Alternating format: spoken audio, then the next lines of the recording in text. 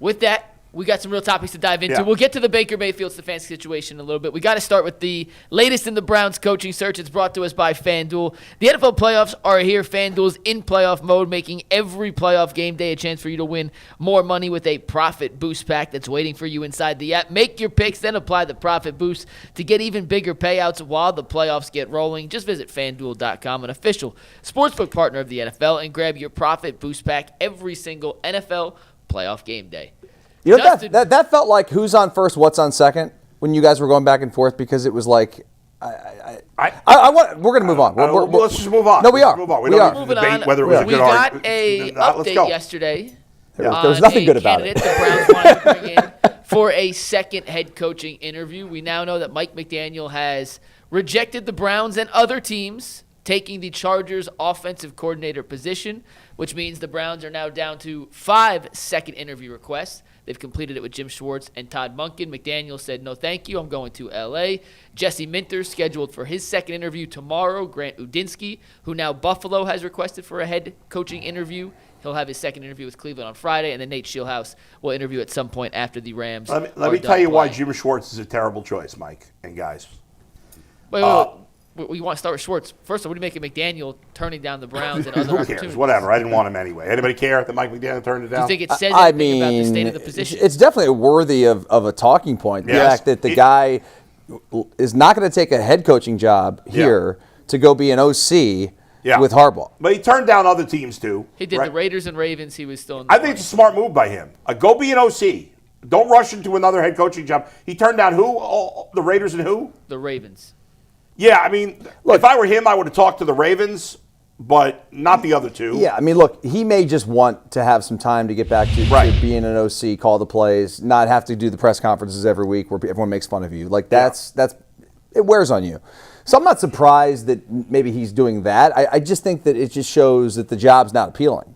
I mean, someone's going to take the job because someone's going to want $5 million a year to coach a football team and think that they are going to be able to turn this thing around, and maybe it's Udinsky or somebody else. I don't know who it's going to be, but I just think it just speaks volumes to the fact that somebody doesn't even want to do a second interview with you to even see what you got is sort of telling kind of where we're at. It doesn't mean that they're not going to find the right guy, but it is definitely like newsworthy.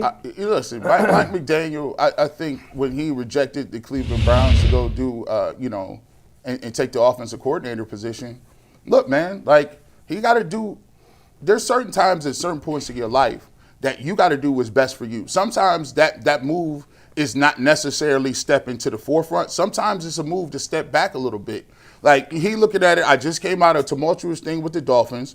I want to come back in and get my feet wet. I want to do it in a situation where I might like the head coach, and I feel like if I could get myself together, I could catapult myself, learn around some new people, put myself back in a position so the next time I got 2-3 years of good offensive coordinator, good work under my belt, now I can learn some stuff, rehabilitate myself, and go somewhere else where I could be more successful. And the next time I wanted to be a head coach, sometimes, when you have a bad taste in your mouth from being a head coach and all this stuff is on you, the pressure is on you, it wears on you a little bit. Sometimes you want to just take a step back and say, I'm going to step out of the limelight, I'm going to call plays and get back to football. So for me, maybe it was a timing thing. Maybe we wasn't ready to jump right back into the fire, kind of like Mike Tomlin, who said, look, I'm going to take a little bit of time off. I'm going to leave the Pittsburgh Steelers. I'm going to go do some TV or whatever the case may be. I'll reevaluate it. So, hey, Mike McDaniel said, listen, I already know what I'm going to do. Let's go that route. But, I've always said I want somebody that wants to take the job. Yeah. What are the other two that he turned down?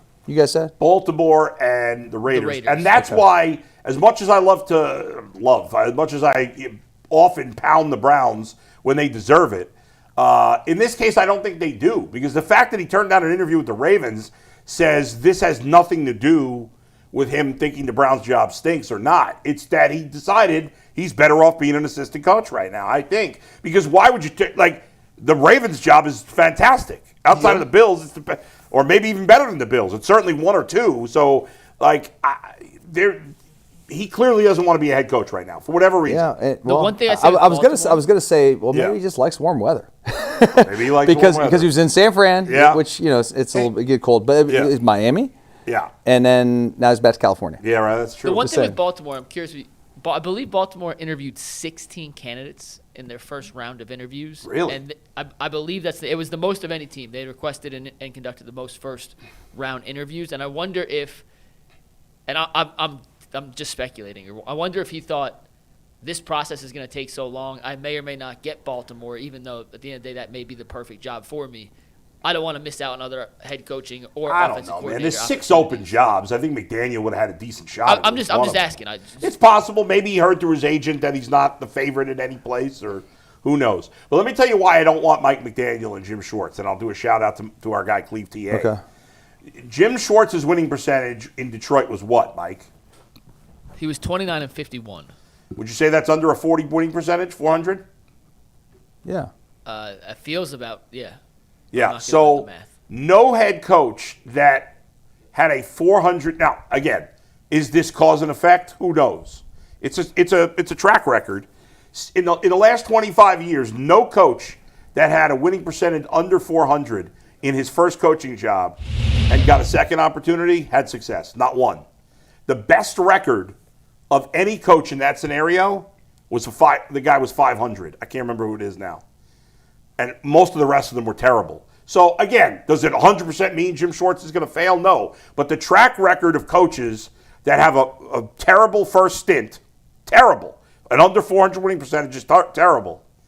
The second time around, they almost always do terrible again. Now, it's not a huge sample. There's not a million coaches in that. But even if you go to even if you just go to guys who got fired since 2000, the last 25 years, guys who got fired and had a losing record, period, even if it was just under 500, and then got a second opportunity, I believe only one of 20-something guys in that scenario had success at the next stop.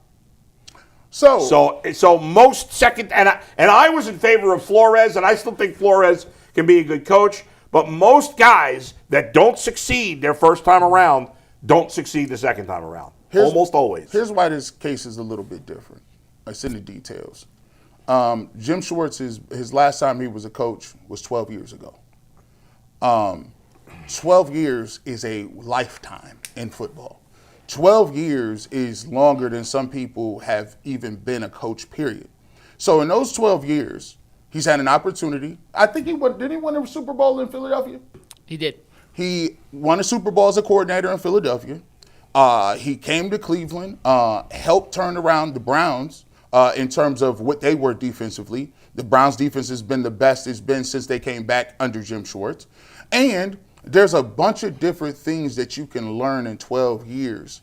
The man that Jim Schwartz was when in 2013 is decades ago. Like, he's learned, he's grown, his philosophy on life has probably changed. I know how many people that we look around, I'm not who I was when I was 5 years ago, let alone 12 years ago. I mean, I was not hireable in certain circumstances. So the thing is, Dustin, to me, yes, is it a gamble?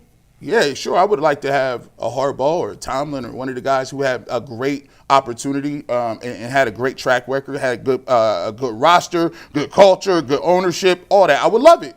But if those people aren't available, what I have to do is I have to look at the pool of candidates that's left to me and say, which one of these candidates do I think gets the most out of my team and is best for the situation we have today? I think he can grow in 12 years. Is it a guarantee? No. But if I look at his resume and say I had a guy who's been in locker rooms with great coaches, around great players, the players here like him, I got to take that in consideration to a certain extent. Yeah, I think it's a good point, Garrett. The guy has certainly, it's been a long time since he's been a head coach. And to your point, 1,000% agree that you can grow and change. Like, I'm a different person today than I was 10 years ago. Completely different person. Maybe unhireable too. Right. But we was moving around back then, Dustin. Yeah, I don't even know. But in all seriousness, I mean, listen, I'm not going to sit here and say Jim Schwartz is my favorite candidate, that they need to hire him. Bull does not want him to be hired by the Browns. I think that every coach that is getting interview, and whoever they hire deserves a chance, a fair shake. That's it. And that's where I'm at with it. I think it's going to be an uphill battle for whoever takes the job. Schwartz has been here. He's had a good defense. I like that. But he was, to one of Bull's points, he was part of the problem, I guess, to some degree. I mean, right. He won 5 games this year. Got your head coach fired. And you can't. And by the way, you can't run from that. Like, obviously, when it's a team game, everybody that is in that locker room owns the record. Your record is what your record is. Mm-hmm. And he has to own, to a certain extent, some of that. And I think he will answer for that. And he needs to answer for some of that in the interviewing process. Because, hey, if you were here when all this stuff was going on, I need to know to me, as a guy interviewing you, I want to know what you thought you could have done better. What are some things that you thought worked, and what are some things that you would change that you had a role in the record too? So for me, he has to answer to that a little bit too. But I can say that individuals, just like we'll talk about Kevin Stefanski later on in the show. Hey, just because Kevin Stefanski did what Kevin Stefanski did here does not mean he can't be a different coach or learn from what he did in another place. Go look at Dick Vermeil and some of the other guys who had an opportunity to come back and have some success. And we'll see. Kevin Stefanski fits the category I'm talking about also of a coach with a losing record. By the way, of the 16 coaches that had a losing record in their first stop and got a second opportunity, as I mentioned, 15 of the 16 were a game over 500 or worse in their second stop. So no real success. There was one coach, I think it was Gary Kubiak, had great success the second time. That was the only one. Of those 16, 12 of them were out at least 7 years between stops. So that's not dissimilar to Schwartz. And some of them were as long as Schwartz, if not longer, and none of them really had success. So listen, because it happened with 16 other guys, does it mean it's going to happen with Schwartz? No, of course not, but that is a track record that's a lot of guys who have failed and then failed again. I think I was talking to Sean King last night on the barbershop, and he said something. He was talking about how C.J. Stroud struggles a little bit, and I asked him, does he want an offensive-minded head coach or a defensive-minded head coach? And he went on to say, sometimes in the case of like C.J. Stroud, when you have a defensive head coach, if you have a offensive head coach on the sideline, they serve as almost a psychologist, because if it's their offense, so to speak, and they're offensive minded. So when the quarterback is struggling throwing interceptions, he can pull them aside and say, listen, calm down. Mm-hmm. We're gonna do this. We'll figure this out. And because they got the way they think and see the football game. But when you have a defensive coordinator, sometimes those guys is just in the weed, like, let's go get the ball back. Yeah. And you're kind of on an island a little bit. So the infrastructure for an offensive guy is a little more important. So if you do got Jim Schwartz, I think the most important thing is he serves as a principal. He wants, hey, guys, you know me. Y'all ain't going to play no games with me. Y'all on defense, I need y'all to hold up your end of the bargain. We ain't going to play no games. But offensively, the most important position for me with this quarterback room is I need a offensive dude that's in the weeds that can elevate. And I think that's even more of an important position. You hire Jim Schwartz, that's cool. But who you got as coordinator is the $1 million question. But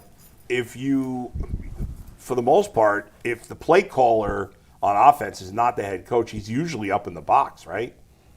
Isn't that the case? Depends. Depends on how I would like to see the play call. I think, for me, because then he still can't do. I mean, you could talk on the headsets, but I need somebody hands-on. I want, especially with this quarterback room, and assuming that they don't make any moves. Even if they do make a move and bring a young guy, that's still another young quarterback in there. I want somebody. That's why I like Udinski. To me, I like the way he can explain the game. I like the way that he has fresh and innovative ways. Head coach? No. Coordinator. Okay. That's the point too. I think Udinski might be a guy in 2 to 3 years that really can do some things. And if you got him on the roster right now and you think you want to bring him along, how old is Jim Schwartz? 60. Something. Listen, if you think Udinski's the guy in 2 years, you hire him now. You just hire him now. That's a tough situation. That's a tough ask, though. That's silly. Because if you think he's going to be the guy in 2 years, well, either Jim Schwartz does well and he gets poached by somebody else because you're not going to replace Schwartz with him, or just like we're here now, you clean house again, and you're looking for an outside option. If you think Udinski's the guy, you just have to hire him. I guess. I mean, yeah, but I just don't. Here's the thing I got with this. Y'all think this year going to be crazy. Oh, this next year is crazy this year. If you go back, you're going to come into next year, right? Y'all ain't even heard from Deshaun Watson in how many years? It's been a while. Oh, he talking this year. He's on the field. He's competing. And if you keep Shedeur Sanders and Deshaun Watson, if you thought that the press was crazy, if you thought all that was crazy, you're going to have to be a very strong individual and understand, very savvy as a first-time head coach to deal with those level questions, right? Hey, Deshaun, do you think you're a franchise quarterback? Deshaun, what's your relationship with Shedeur Sanders? Deshaun, do you think you only lost your position because you got hurt? Do you feel like Shedeur, what's your relationship with Deshaun Watson? Shedeur, do you think, like, are you guys competing? Well, all those things you just said is the exact reason why they both shouldn't be here. Hey. For a new coach to deal with. But especially a first-time head coach. what other choice do you have? But what choice you got?